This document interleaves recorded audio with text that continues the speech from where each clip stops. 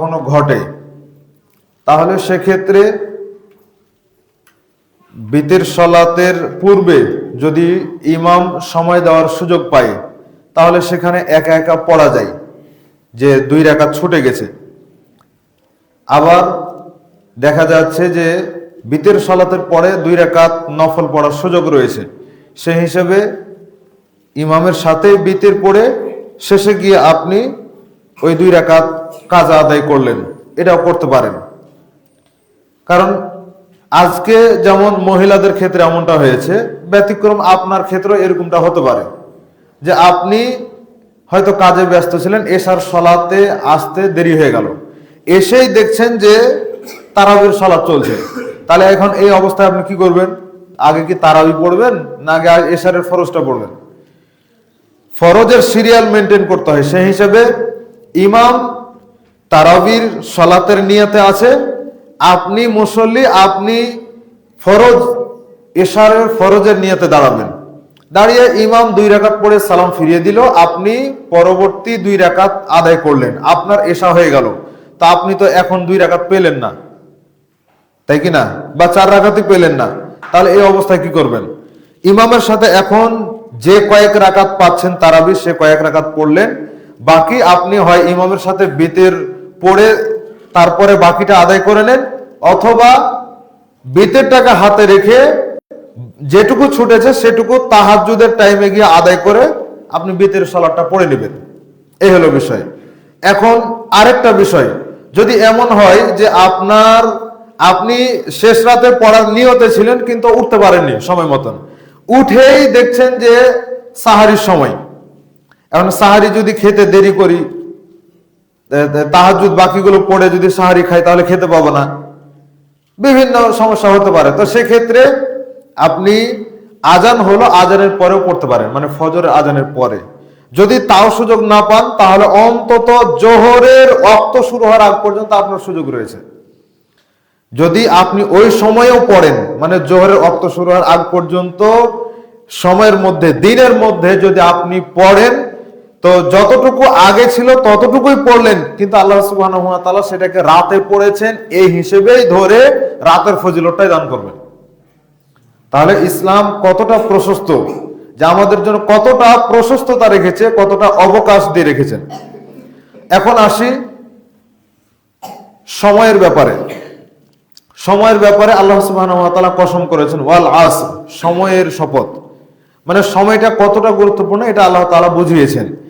যে কোনো ক্ষেত্রে যেমন আমরা কসম করলে সেটার গুরুত্ব বোঝানোর জন্যই কসম করি, ঠিক আল্লাহ সুবহানাহু ওয়া তাআলা কোরআনুল কারীমের মধ্যে কোন জিনিসের কসম করছেন মানে সেটার গুরুত্ব অনেক বেশি, যার কারণে তিনি কসম করছেন। তো সময়ের ব্যাপারে তিনি কসম করেছেন, ফজরের ব্যাপারে কসম করেছেন, আসরের ব্যাপারে কসম করলেন। এইরকম সময় কেন্দ্রিক অনেক বিষয় রয়েছে যেগুলোর ক্ষেত্রে আল্লাহ সুবহানাহু ওয়া তাআলা কসম করেছেন, তার মানে তিনি সেটার গুরুত্ব বুঝিয়েছেন। সালাফদের মধ্যে একজন বলছেন যে তুমি যদি সময়কে কাটতে না পারো তো সময় তোমাকে একবার কেটে ফেলে দেবে। সময়টা হচ্ছে একটা তরবারি, তুমি যদি তাকে কাটতে না পারো তো সময় তোমাকে কেটে দিবে। মানে সময়ের কাজ সময় যদি আমরা করতে না পারি তো সময় তো ঠিক চলে যাচ্ছে, সময় তার গতিতে চলতেই আছে।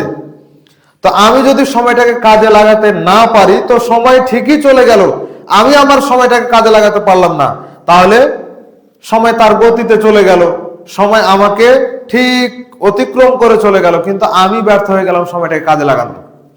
যার কারণে আমি যদি সময়কে কাটতে না পারি তাহলে সময় আমাকে কেটে দিবে। এজন্য সময়টাকে কাজে লাগাতে হবে। তো সময়ের বিষয় আজকে বলার পরে ইনশাআল্লাহ সামনে আমলের বিষয়গুলো আমরা নিয়ে আসার জন্য চেষ্টা করব। আজকের জন্য এতটুকু যে সময়কে কাজে লাগানোর ক্ষেত্রে এই যে রমাদান মাস, ঘুমের বিষয়টাকে একটু কমানোর জন্য চেষ্টা করতে হবে। দিনের বেলা যতটুকু প্রয়োজন সেটুকু ঘুমালেন, রাতের জন্য যতটুকু ঘুমানো প্রয়োজন, মানে যতটুকু না ঘুমালেই নয় ততটুকু ঘুমাতে হবে। বাকি যদি সম্ভব হয় তাহলে ঘুম আরো কমিয়ে এ রমাদান মাসের রাতটাকে কাজে লাগাতে হবে। কেন? সিয়াম এবং কোরআন আমাদের ব্যাপারে আল্লাহর কাছে সুপারিশ করবে। তো সিয়াম বলবে যে আল্লাহ, আমি এই লোককে দিনের বেলা খেতে দেয়নি, পান করতে দেয়নি, নিজের ইচ্ছা মতো চলতে দেয়নি। কথা কিন্তু এটুকুই, তাকে খেতে পান করতে দেয়নি, তাকে প্রবৃত্তি অনুযায়ী নিজের খেয়াল খুশি মতো চলতে দেয়নি। সিয়াম এভাবে বলবে, আল্লাহ এই কাজগুলো আমি তাকে করতে দেইনি, তা আপনি তার ব্যাপারে আমার সুপারিশ কবুল করুন। তখন আল্লাহ বলবে ঠিক আছে, কবুল করলাম। এখন কোরআন বলবে আল্লাহ আমি রাতের বেলা তাকে ঘুমাতে দিইনি, তাহলে কোরআনের কাজ হচ্ছে রাতে। কোরআন বলবে আল্লাহ আমি রাতের বেলা তাকে ঘুমাতে দেইনি, তার মানে রাতে আপনি কোরআন পড়েছেন আর কোরআন পড়তে জানেন, কোরআন হাদিসের জ্ঞান ন্যূনতম আছে, আর আপনি রাতের বেলায় তাহাজ্জুদ পড়লেন না বা রাতে একটু ইবাদত করলেন না, জ্ঞান অর্জনের সময় দিলেন না, তো এটার পরিণতি খুব ভয়াবহ। রাসূল সাল্লাল্লাহু আলাইহি ওয়াসাল্লাম বলছেন যে আমাকে ঘুমের মধ্যেই নিয়ে যাওয়া হলো ইয়ামানের দিকে, মানে দুইজন ফেরেশতা এসে আমার কাঁধ ধরে আমাকে নিয়ে চলে গেল, একটা পাহাড়ের উপরে উঠার জন্য বললো। তো আমি বললাম যে আমি তো এত বড় পাহাড়ে উঠতে পারবো না। তো ফেরেশতারা বললেন যে আমরা আপনাকে সহযোগিতা করছি, দুই কাঁধ ধরে উঠিয়ে দিলেন। উঠানোর পরে পাহাড়ের উপরে চলতে চলতে রাসূল সাল্লাল্লাহু আলাইহি ওয়াসাল্লাম অনেকগুলো দৃশ্য দেখলেন, মানে কিছু শাস্তির দৃশ্য তিনি দেখলেন। তার মধ্যে প্রথম যেই দৃশ্যটা তিনি দেখেছিলেন যে একজন ব্যক্তি শুয়ে আছে আর ফেরেশতা পাথর নিয়ে এসে ওর মাথার উপরে ফেলছে, সাথে সাথে তার মাথাটা চূর্ণ বিচূর্ণ হয়ে যাচ্ছে, পাথরটা গড়ে চলে যাচ্ছে একদিকে। ফেরেশতা পাথর আনতে গেছে, পাথর নিয়ে এসে দেখছে আবার মাথা ঠিক হয়ে গেছে, আবার পাথর দিয়ে মারছে।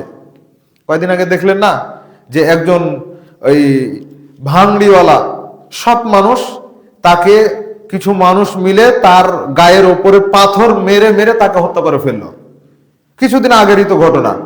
তো এই দৃশ্য দেখার মাধ্যমেও তো আমরা হাদিসটা অবলোকন করতে পারি, হৃদয়ঙ্গম করতে পারি যে দৃশ্যটা কেমন হতে পারে, একটু ন্যূনতম অন্তরে নিতে পারি। তো এইভাবে করে পাথর মেরে তার মাথাকে চূর্ণ বিচূর্ণ করা হচ্ছে। এটা কি দুই একবার, এটা কিয়ামত পর্যন্ত হতে থাকবে। তার মানে যারা এখন মারা যাচ্ছে, যদি সে জান্নাতি না হয়, যদি সে জাহান্নামী হয়, তাহলে ঠিক এইভাবে করে যে শাস্তির সে হকদার, সে শাস্তি তাকে এইভাবে করে কিয়ামত পর্যন্ত ভোগ করতে হবে। এটা শুধু কিয়ামতের আগের বিষয়, আর কিয়ামতের দিন তো বিচার হবে। এই বিচারের পরে তখন জান্নাত অথবা জাহান্নাম, জাহান্নামে গেলে তখন আবারও শাস্তি। তো জাহান্নাম জান্নাতে যাওয়ার আগ পর্যন্ত, কিয়ামতের দিন ওঠার আগ পর্যন্ত ঠিক এভাবে শাস্তি হতে থাকবে। তো এই যে পাথর দিয়ে ওই লোকটার মাথাকে চূর্ণ বিচূর্ণ করা হচ্ছে, আল্লাহ রাসূল সাল্লাল্লাহু আলাইহি ওয়াসাল্লাম জিজ্ঞাসা করলেন যে এরা কারা? তখন ওই ফেরেশতারা শেষে গিয়ে উত্তর দিলেন যে আপনি যে মাথা চূর্ণ বিচূর্ণ করা হচ্ছে পাথর দিয়ে, এই যে ব্যক্তিটাকে দেখলেন, এটা হচ্ছে সেই ব্যক্তি যাকে আল্লাহ কোরআন হাদিসের জ্ঞান দিয়েছিল, কিন্তু রাতের বেলা সেটাকে সে কাজে লাগায়নি। এটা হচ্ছে ওই ব্যক্তি, এটা হচ্ছে সহিহ বুখারীর হাদিস। তাহলে ঘুমটাকে একটু হলেও কমিয়ে সেটাকে কাজে লাগাতে হবে। অফার হিসেবে একটু বলি, সেটা হচ্ছে যে সূরা ইখলাস 3 বার পড়লে একবার পুরো কোরআন খতম দেওয়ার নেকি পাওয়া যায়, এটা তো আমরা জানি। তাহলে এই রমাদান মাসে একটু চেষ্টা করেন যে প্রত্যেক ফরজ সালাতের পরে এই নিয়তেই যেন পুরো কোরআন খতমের নেকি পাওয়া যায়, এই নিয়তে সূরা ইখলাস 3 বার করে পড়বো প্রত্যেক ফরজ সালাতের পরে। তাহলে একদিনে 5 খতম কোরআন পড়ার নেকি হবে। ফজর, জোহর, আসর, মাগরিব, এশার 5 বার যদি পড়ি তাহলে হবে না? এবার আপনি যদি পুরো রমাদান এটা করেন, তাহলে দেখবেন যে শেষে গিয়ে 35-30-এ 150 বার কোরআন খতম দেওয়ার নাকি এমনিতে আপনি পেয়ে গেছেন। আর যেটা আপনি নিয়মিত কন্টিনিউ পড়ে যাচ্ছেন, এটার মর্মতা আপনি নিজেও বুঝতে পারছেন যে আমি পরিশ্রম করছি। তাহলে এই একটা বিষয় কাজে লাগানোর জন্য চেষ্টা করেন, মাথায় রাখবেন। আর প্রত্যেক দিনই চেষ্টা করেন সূরা ইখলাস এক্সট্রা ভাবে 10 বার পড়ান, তাহলে প্রত্যেক 10 বার সমান আল্লাহ জান্নাতের মধ্যে একটা প্রাসাদ তৈরি করে দিবেন, বিশাল বিশাল প্রাসাদ তৈরি করে দিবেন। তা আপনি নিম্নমানের জান্নাতে, আপনাকে 10টা পৃথিবীর সমান একটা জান্নাত দেওয়া হলো, জান্নাতটা হলো মরুভূমি। তা আপনি এইরকম জান্নাত নিয়ে কি করবেন? তো তার মধ্যে যদি গাছপালা থাকে, তার মধ্যে যদি বিল্ডিং থাকে, তাহলে না একটা কথা। তো এগুলো আপনাকে আমাকে এখান থেকেই তৈরি করে যেতে হবে। ছোটতে ক্লাস 3 অথবা 4 একটা গল্প পড়েছিলাম যে একজন বাদশা মানে মাঝে মধ্যে সাগরে থেকে বা যে কোনো জায়গা থেকে মানুষ নিয়ে এসে দেশের বাদশা হিসেবে রাখা হতো। তো একজন বণিক সে ব্যবসা বাণিজ্য করতে করতে নদীতে চলছে, সাগরে চলতে চলতে সাগরটা ডুবে গেছে, সাগরে ওই নৌকা বা যে লঞ্চ স্টিমার ছিল সেটা ডুবে গেছে। ওখান থেকে সে কোন রকম ভাবে এই সাঁতার কাটতে কাটতে ডাঙায় এসে নেমেছে। ডাঙায় এসে যখন থামলো তখন সেখানে একেবারে মরুভূমি, তার মধ্য থেকে কিছু লোক এসে তাকে ধরে নিয়ে গিয়ে দেশের বাদশা বানিয়ে দিল। তো তাকে আগে জানিয়ে দেওয়া হয়েছে আপনি এই দেশের বাদশা হিসেবে 1 বছর থাকবেন, 1 বছর থাকার পরে আমরা আপনাকে সসম্মানে মরুভূমিতে ফেলে দিয়ে চলে আসবো। তো মরুভূমিতে রেখে আসা হবে। তো দেশের বাদশা হিসেবে 1 বছর থাকলো, খুব আরাম আয়েশে থাকলো, খুব বিলাসিতায় থেকে গেল, কিন্তু যখন মরুভূমিতে থাকবে তখন কি অবস্থা হবে? তো এই বাদশা ছিল একটু বিচক্ষণ মানুষ, বুদ্ধিমান মানুষ। সে 1 বছরের মধ্যে বিভিন্ন সময়ে লোকজন পাঠিয়ে আর গাছ গাছলা সবকিছু পাঠিয়ে ওই মরুভূমিটা গোটা একবারে সুন্দর করে সাজিয়ে দিয়েছে। এখন সে যখন পরে 1 বছর শেষ করার পরে তাকে যখন ওই মরুভূমিতে রেখে আসা হবে তখন সে পরিবেশটাই তো চেঞ্জ করে ফেলেছে, তাহলে তার থাকার জায়গাটা কি আর ওই রকম আগের বাদশাদের মতো হবে? ভালোই হবে। তো আপনাকে আমাকেও ঠিক জান্নাতে গিয়ে যখন দেখবো যে গোটায় মরুভূমি হয়ে পড়ে আছে, তো ওই রকম দেখার চাইতে আগে থেকে আমল করে বেশি বেশি প্রাসাদ তৈরি করা দরকার, বেশি বেশি গাছ গাছড়া লাগানো দরকার।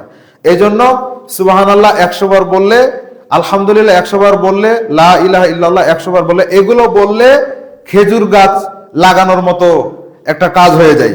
আবার এই যে সূরা ইখলাস 10 বার পড়ছেন মানে একটা প্রাসাদ তৈরি হয়ে গেল জান্নাতের মধ্যে। বাচ্চাদেরকে এই জিনিসগুলো প্রতিনিয়ত করাবেন, আপনি নিজেও করবেন, দেখবেন আপনার দেখা দেখি বাচ্চারা এগুলো করছে। মানে মক্তবে মাঝে মধ্যে এগুলো বাচ্চাদের কাছ থেকে এই ফলাফলগুলো নেই, তাতে আমি বুঝতে পারি। তো এই জিনিসটা করবেন, তাহলে দেখা যাচ্ছে যে 30 দিনে 30টা বিল্ডিং, 30টা প্রাসাদ তৈরি হয়ে যাচ্ছে। 30 দিনে 150 খতম কোরআন পড়ার নেকি আপনি পেয়ে যাচ্ছেন, তাহলে অফুরন্ত নেকি।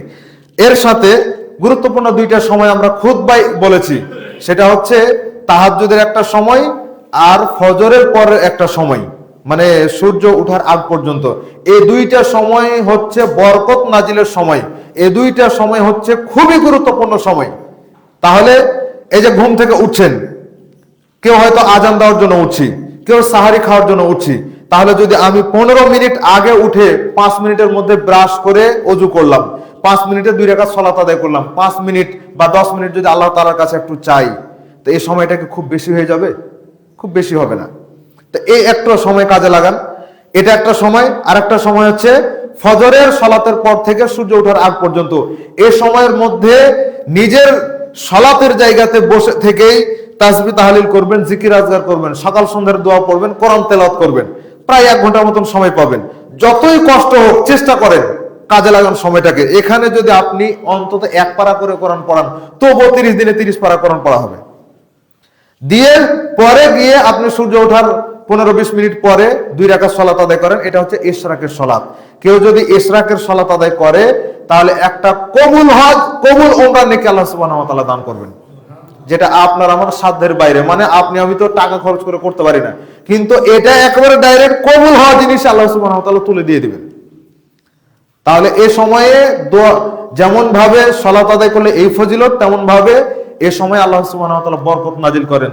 তা আপনি ঘুমিয়ে থাকলে যেমন আপনার কোনো নেকি আর পাপ লেখা হয় না, তো ঘুমিয়ে থাকলে কোনো বরকত পাওয়া যাবে না, জেগে থাকলে সেটার বরকত পাওয়া যাবে।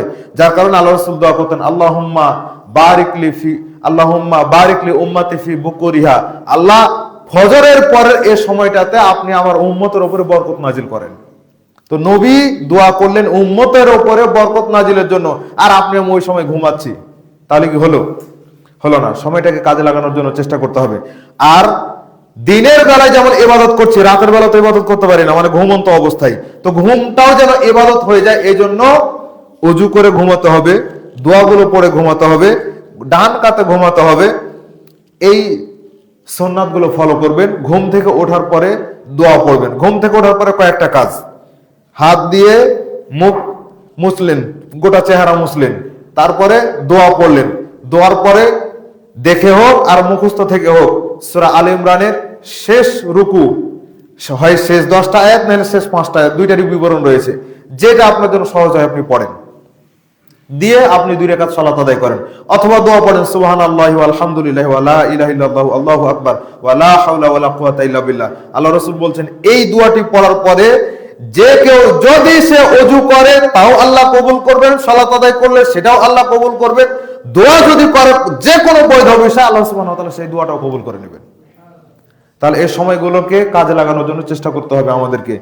এখনই সময়, আজকে যেমন একটা দুর্ঘটনা ঘটলো শুনলাম, ঠিক রমাজান, গত বছর রমাজানের প্রথম তারাবি পড়েছি ওই বিবাহটা পড়িয়ে, অনেকের মনে থাকার কথা, আপনি ছিলেন সেদিন, একেবারে প্রথম তারাবিটা পড়েছি ওই বিবাহটা পড়িয়ে এসে, আর আজকে এই তৃতীয় তারাবি, আজকে আমাদেরকে শুনতে হচ্ছে যে উনি অ্যাক্সিডেন্ট হয়ে মারা গেছেন। তা কারো কি ধারণা ছিল যে এইভাবে লোকটা মারা যাবে? আল্লাহ সুবহানাহু ওয়া তাআলা পরিবারকে ধৈর্য ধারণের জন্য তৌফিক দান করুন, আমিন। ইন্না লিল্লাহি ওয়া ইন্না ইলাইহি রাজিউন। আল্লাহুম্মা আজুরনি ফি মুসিবাতি ওয়া আখলিফ লি খায়রাম মিনহা। আল্লাহুম্মা ইগফির লাহু ওয়ারহামহু। আল্লাহুম্মা ইগফির লাহু ওয়ারহামহু। আল্লাহুম্মা ইগফির লাহু ওয়া সাব্বিতহু। যে কোনো বিপদে পড়লে এই দোয়াগুলো পড়ার জন্য চেষ্টা করবেন।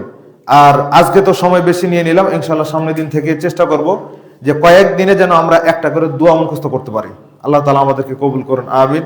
সুবহানাকা আল্লাহুম্মা ওয়া বিহামদিকা আশহাদু আল্লা ইলাহা ইল্লা আনতা আস্তাগফিরুকা ওয়া আতুবু ইলাইক। ওয়াসসালামু আলাইকুম ওয়া রাহমাতুল্লাহি ওয়া বারাকাতুহু।